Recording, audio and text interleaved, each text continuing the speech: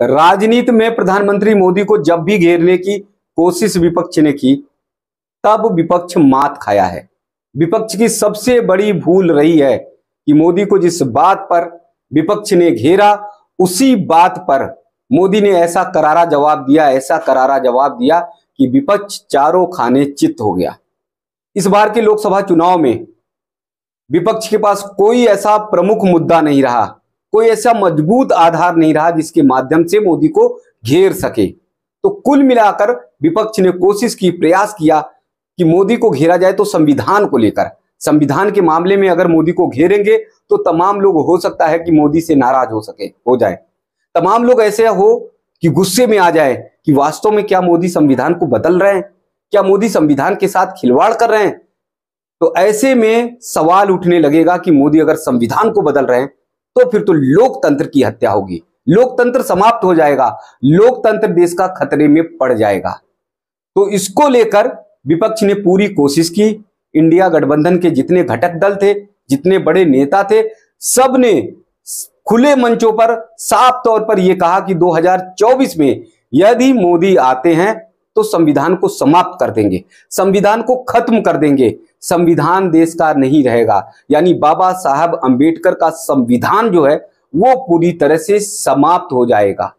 विपक्ष की सबसे बड़ी भूल यही रही। जितनी रैलियों में, जितने मंचों पर विपक्ष ने इस बात को कहा और मोदी को बदनाम करने की कोशिश की, एनडीए को बदनाम करने की कोशिश की कि ये संविधान को समाप्त करेंगे, 2024 में आए तो संविधान किसी भी तरह से बचेगा नहीं। इसमें राहुल गांधी ने भी खुलकर बोला, अखिलेश यादव ने भी खुलकर बोला, तेजस्वी यादव ने भी खुलकर बोला और ममता बनर्जी ने भी बोला। इंडिया गठबंधन के सारे घटक दलों के नेताओं ने जमकर इस बात को रखा कि मोदी संविधान को समाप्त कर देंगे।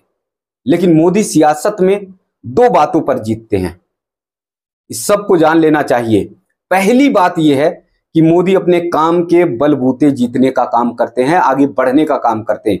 यानी जितने आप उन पर आरोप लगा लीजिए, जितना उनको आरोपों से घेरने की कोशिश करिए, लेकिन वो काम के मामले में नहीं चूकते और काम से सबको मात देते हुए मोदी आगे बढ़ जाते हैं।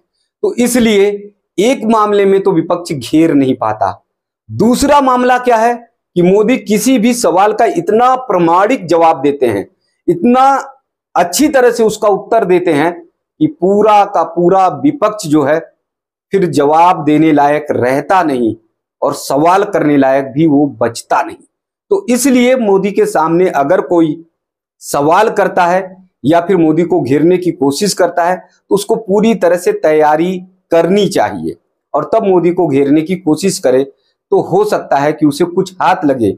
लेकिन बिना तैयारी के, बिना ग्राउंड प्लान बनाए ऐसे ही मोदी को घेरने की कोशिश अगर कोई करेगा तो निश्चित तौर पर वो मात खाएगा, जैसा 2024 के चुनाव में देखने को मिल रहा। 2024 के लोकसभा चुनाव में देखने को मिला कि विपक्ष के पास मोदी के खिलाफ कोई मुद्दा नहीं था, एक सिंगल मात्र मोदी के खिलाफ मुद्दा था नहीं। और इसके कारण से विपक्ष कोशिश कर रहा था कि कैसे भी करके कुप्रचार करके मोदी को बदनाम किया जाए।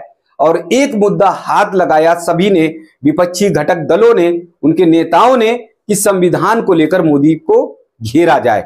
इस पे अगर हमने मोदी को बदनाम कर दिया, इस पे अगर हम कुप्रचार करने पे सफल हो गए तो सबसे बड़ी जीत होगी। समाज का एक बहुत बड़ा धड़ा, समाज का एक बहुत बड़ा वर्ग वो मोदी से नाराज हो जाएगा और उसके बाद ये चुनाव हम जीत सकेंगे। लेकिन विपक्ष की सबसे बड़ी भूल यही साबित हुई। मोदी ने संविधान को लेकर ही विपक्ष को ऐसी पटकनी दी कि अब जो है सारे के सारे नेता विपक्ष के धाराशायी हो गए हैं और ये नेता जवाब देने लायक नहीं बचे हैं।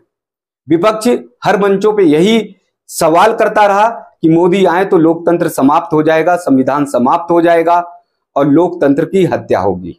मोदी ने एक जवाब दिया, इतना करारा जवाब दिया, उस जवाब के बाद विपक्ष के पास कोई सवाल नहीं है और ना ही कोई जवाब है।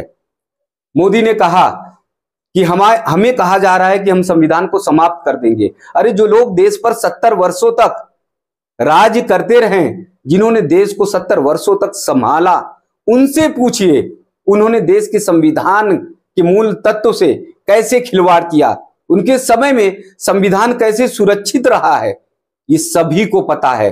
उन्होंने तो संविधान की मूल भावनाओं से, डॉक्टर भीमराव अंबेडकर की आत्मा से खिलवाड़ करने का काम किया है। उन्होंने संविधान को तार तार करने का काम किया है, संविधान की कभी रक्षा नहीं की, संविधान की हत्या करने का काम किया। जिस तरह का प्रत्युत्तर मोदी दे रहे थे, कुछ इसी लहजे में, कुछ इसी तरह से मोदी का जवाब था। और उन्होंने बताया कि इस देश में बाबा साहब अंबेडकर ने संविधान लागू किया और उसके बाद इस देश में 2 विधान 2 निशान कैसे बन गए। किसी भी देश में एक निशान होता है, उसका एक राष्ट्रीय ध्वज होता है और एक संविधान होता है। मोदी ने कहा कि कैसे चलता था देश में कि पूरे भारतवर्ष में बाबा साहब अंबेडकर का संविधान चल रहा है, लेकिन जम्मू कश्मीर में एक अलग संविधान चल रहा है। जम्मू कश्मीर में एक अलग झंडा आरोहण किया जा रहा है। जम्मू कश्मीर में भारत का तिरंगा झंडा भी रोहण नहीं किया जा सकता था। कितनी बार मुश्किलों से रस्साकसी करके भारत के तिरंगे झंडे को रोहण किया जाता था, यानी भारत के तिरंगे झंडे को फहराने की कोशिश की जाती थी। तो मोदी ने कहा कि 370 हटाकर 35A हटाकर हमने मूल संविधान की भावना का सम्मान किया। हमने डॉक्टर भीमराव अंबेडकर के संविधान का सम्मान किया और पूरे देश को एक सूत्र में जोड़ दिया, यानी पूरे देश में डॉक्टर भीमराव अंबेडकर के संविधान को लागू करने का काम किया। मोदी ने प्रहार करते हुए कहा कि इससे पहले जो लोग बाबा साहब अंबेडकर के संविधान की दुहाई दे रहे हैं, उनके संविधान की रक्षा की बात कर रहे हैं, उनके संविधान को बचाने की बात कर रहे हैं, उन्हें समझ लेना चाहिए कि उन्होंने ही बाबा साहब अंबेडकर के संविधान की हत्या की। उन्होंने ही बाबा साहब अंबेडकर के संविधान की मूल भावना की रक्षा नहीं की। मोदी ने कहा कि जब 370 हटा, 35A हटा, तब पूरे देश में एक साथ तिरंगा झंडा फहराया गया। पूरे देश में एक साथ एक नियम रहे, पूरे देश में एक साथ सभी ने नियमों का पालन किया, यानी पूरब से ले लिए पश्चिम और उत्तर से दक्षिण तक पूरा भारत एक सूत्र में बंधा रहा। तो संविधान की यदि बात करते हैं तो सबसे ज्यादा संविधान के साथ खिलवाड़ करने का काम कांग्रेस ने किया, जिन्होंने तमाम बार संविधान को बदलने का काम किया, जिन्होंने जम्मू कश्मीर से धारा 370 नहीं हटने दिया और एक निशान, एक विधान के नियम की धज्जियों को उड़ाते हुए एक देश में 2 निशान 2 विधान की परिकल्पना को पूर्ण करने का काम किया। इसलिए संविधान के साथ सबसे ज्यादा खिलवाड़ कांग्रेस ने किया। अब संविधान की रक्षा कैसे होती है, संविधान कैसे मजबूत होता है, संविधान कैसे सशक्त होता है, अगर ये देखना है, ये जानना है, विपक्ष के को अच्छी तरह समझना है, तो फिर जम्मू कश्मीर में हुए चुनाव को देख लीजिए, जहां पर बेहतर वोटिंग के साथ ही लोग घरों से निकले और भारत के लोकतंत्र को मजबूत करते हुए उन्होंने मतदान किया। तो इसलिए जब भी मोदी को घेरने की कोशिश की जाती है, चाहे वो संविधान के मामले में, चाहे लोकतंत्र के मामले में, तो ऐसे मामले में विपक्ष मात खाता है। विपक्ष के सामने फिर कोई जवाब देने के लिए रास्ता नहीं।